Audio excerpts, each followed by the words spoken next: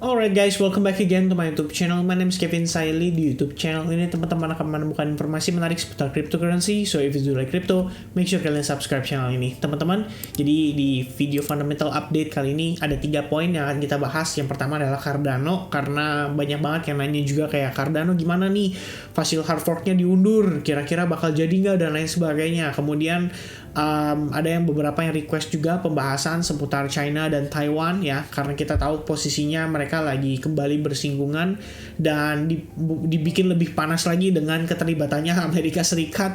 Plus yang terakhir sebenarnya ini fundamental update hubungannya dengan ekonomi yang kita perlu perhatiin untuk sepekan ini, apa yang bisa menjadi penggerak daripada market itu sendiri. So tanpa berpanjang lebar, kita langsung update aja starting from statementnya Charles Hoskinson ya. Charles Hoskinson di sini menyampaikan bahwa dia mengantisipasi tidak ada lanjutan penundaan pada Cardano Facile Hard Fork launching ya.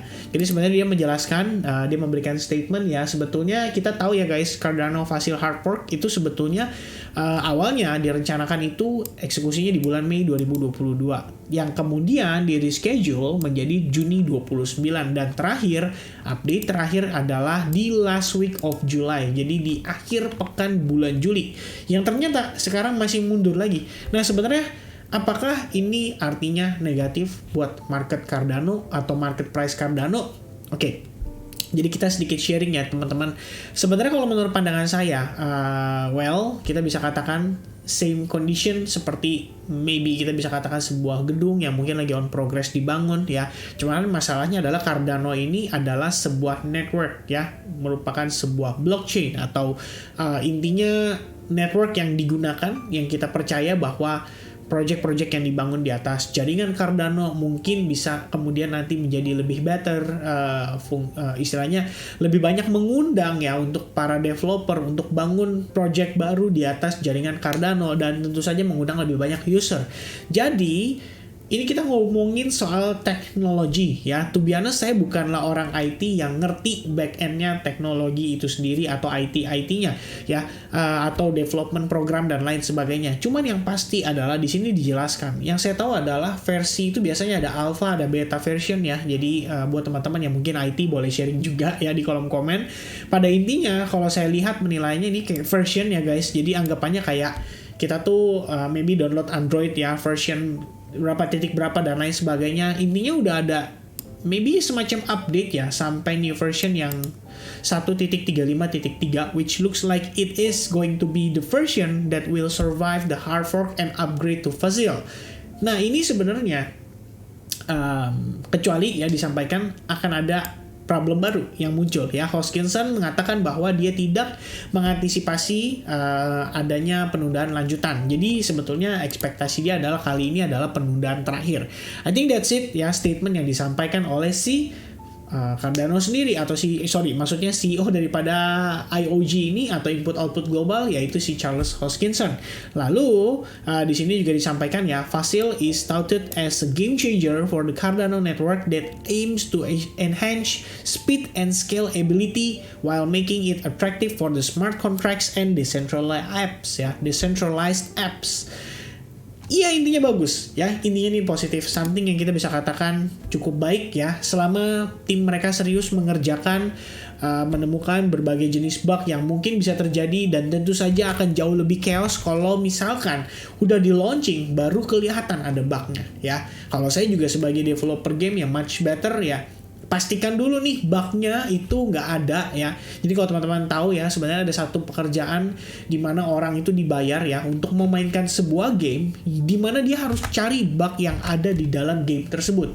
Jadi misalnya contoh, kita jalan nih di dinding nih, dinding mana nih yang kalau misalkan kita jalan tuh bisa tembus gitu loh. Nah itu kan bug yang tentu saja harus diatasi before the game-nya itu launching, which means kalau misalkan di case-nya pada case ini kita ngomong multi-million project lah atau multi-million development lah ya, yang artinya akan costing cukup banyak duit dan tentu saja mereka harus lebih hati-hati gitu. Jangan sampai udah launching baru masalahnya kelihatan. Kalau sampai itu yang terjadi, well, so sorry ya, maksudnya sorry to say, mungkin case-nya bisa aja kayak Luna ya kan, dan itu pasti kita nggak mau dong guys, kita pengennya yang terbaik buat Cardano. So I think no problem lah kita kasih dia lebih banyak spend waktu untuk memastikan bahwa hard fork kali ini adalah upgrade yang dinanti-nantikan oleh para pengguna Cardano dan juga para holdersnya Cardano. Alright, so I think itu untuk penjelasan dari si Charles Hoskinson, dan saya cukup paham lah yang dimaksud sama yang dia ekspektasikan juga ya. Harapannya ya ini adalah yang menjadi yang game changer bener-bener untuk Cardano. Alright, nah next, ini something yang menarik ya. Jadi saya sempat ngelakuin research tentang China, Taiwan yang maybe ada potensi bisa terjadi perang ya. Dan kita lihat di sini China and Taiwan a really simple guide ya. Di sini ada penjelasannya, teman-teman tinggal search aja, pause videonya, search keywordnya, kalian pasti ketemu ya. Where is Taiwan? Terus has Taiwan always been separate from China? Terus di sini juga ada penjelasan ya, can Taiwan defend itself ya, Chinese and Taiwanese armed force ya. Ya intinya ada penjelasan, cuma ini nggak penting sih. Yang kita pentingkan itu buat temen-temen yang sebetulnya sekarang bertanya-tanya adalah apakah ini memberikan dampak terhadap pergerakan market crypto. Oke, nah before saya jelaskan lebih lanjut, saya cuma punya satu doa buat Taiwan dan China. Mudah-mudahan perangnya nggak pecah ya, mudah-mudahan mereka baik-baik aja dan bisa diselesaikan dengan kepala dingin dan dunia kembali aman, damai dan tentram ya, termasuk Rusia terhadap Ukraine juga. Mudah-mudahan seperti itu, kita nggak ada yang expect bisa terjadi perang. Intinya itu ya guys. Oke, so apa sih yang memberikan dampak ya? Tentu saja di sini dijelaskan something yang menurut saya menarik, bukan menarik ya, bagus, dan saya setuju. Korelasi antara market crypto dan stock market itu cukup positif dan cukup kuat. Alhasil kalau global market saat ini itu kena tegangan tinggi akibat antara ya ketegangan between Taiwan and China, ya berarti Bitcoin dan Ethereum serta market crypto itu wajar kalau tertekan. Kenapa? Setelah tadi saya ngecek juga, ternyata hari ini US Dow Jones, US 30, US 500 ya, ini S&P 500, Dow Jones, S&P 500 dan sorry guys ya, benar ini ya memang ini perhitungannya. Intinya hari ini stock market itu minus ya, which means ini juga berdampak pada market crypto. No wonder market crypto hari ini volatile-nya sangat tinggi dan akhirnya tertekan dan turun juga. So, ini ada hubungannya. Jadi concern-nya adalah kalau misalkan ya kita berbicara soal China dan Taiwan itu ketegangannya meningkat, mungkin kita bisa melihat further decline atau turunan atau penurunan lebih lanjut pada market crypto karena posisinya stock market juga turun.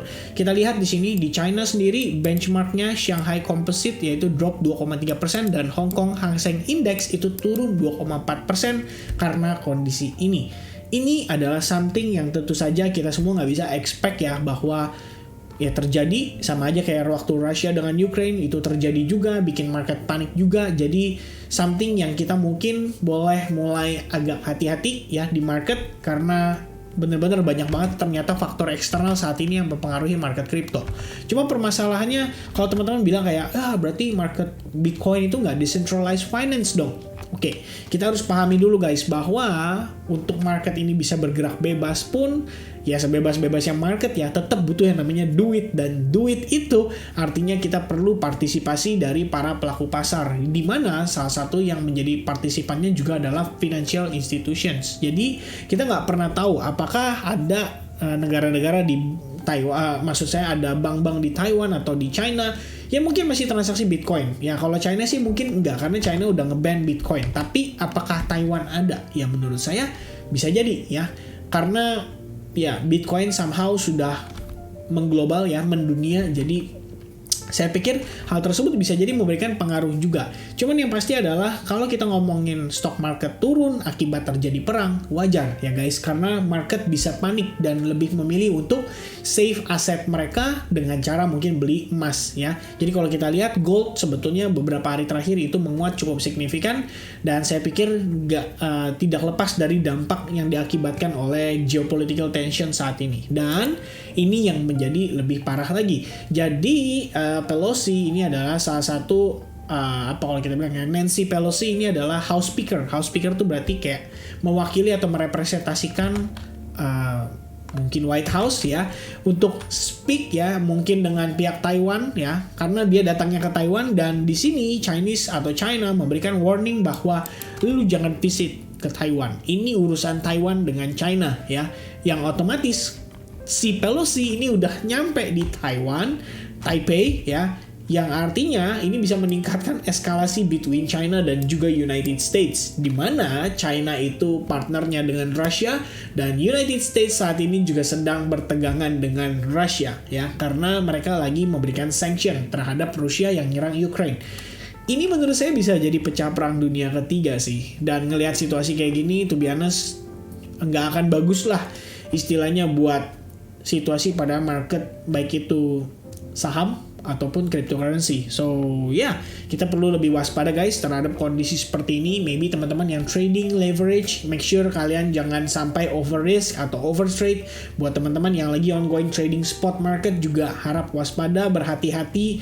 Mungkin kalian bisa pegang bear coin dulu sementara ini ngelihat posisinya ada potensi bisa turun ya. Cuman balik lagi guys, nggak ada yang tahu pasti masa depan ya, kita nggak bisa prediksi masa depan. Yang kita tahu adalah kita bisa membaca, kita bisa mempelajari, kita bisa melakukan research, dan ya dari sini kita jadi ketemu beberapa opsi probabilitas yang cukup tinggi bisa terjadi pada kondisi market. Maybe turun lebih jauh, maybe turun terus spike up dan lain sebagainya. Banyak banget faktornya. Dan terakhir teman-teman, sebelum saya tutup, saya cuma pengen remind ke kalian bahwa this week itu ada beberapa data penting yang akan dirilis. Salah satunya itu adalah PMI. PMI itu sudah rilis hari ini untuk dolar dan ternyata dampaknya positif. Jadi no wonder dolar index hari ini naik sekitar 0,8%, which is good ya buat dolar index. Tapi bad for cryptocurrency. Nah terus besok juga masih ada service PMI. Ini juga PMI yang cukup penting. Kemudian yang gak kalah pentingnya adalah di hari Jumat mendatang, karena ini kita ngomongin soal data ketenaga kerjaan.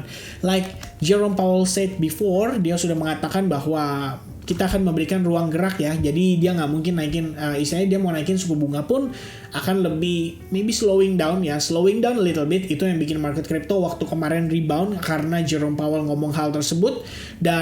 Tapi ada satu key point yang dia sampaikan, bahwa saat ini dia bergantung pada data. Jadi seperti yang kita tahu, resesi ekonomi katanya sudah di redefine, di mana salah satu yang berpengaruh itu adalah data penganggurannya ya, investment, data pengangguran, dan lain-lain ya. Dan ya situasi saat ini berarti kalau kita ngomongin non-farm payroll dan unemployment rate atau unrate, itu bakal memberikan pengaruh banget ya buat keputusan si Jerome Powell yang akan diambil pada pertemuan berikutnya. Tapi untungnya itu masih di bulan September. Jadi pertanyaan kita adalah apakah di Agustus ini justru kita akan melihat market crypto rebound.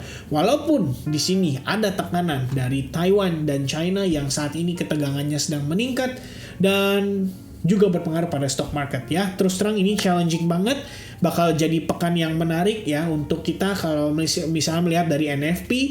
Tapi kalau misalnya untuk China dan Taiwan, nobody knows, anything can happen, so just be prepared for the worst, dan yang pasti expect for the better ya. Dan sekali lagi tidak lupa saya ingin mengucapkan kepada teman-teman sekalian, yuk kita bantu doa supaya dunia ini kembali damai dan tentram ya, keadaan bisa kembali baik-baik saja. Semoga COVID-19 bisa segera terbebas. Maksudnya kita bisa segera terbebas dari COVID-19, kita bisa segera memasuki yang namanya endemi, dan yang udah paling ya harapan terbesar kita sih kalau bisa jangan sampai ada perang lah atau resesi ekonomi yang terlalu berlebihan gitu. Yang pasti mudah-mudahan market bisa kembali prima ya. Oke, I think that's it. Thank you so much. Sampai ketemu lagi di update berikutnya. God bless everyone. Have a nice day. Cheers and goodbye.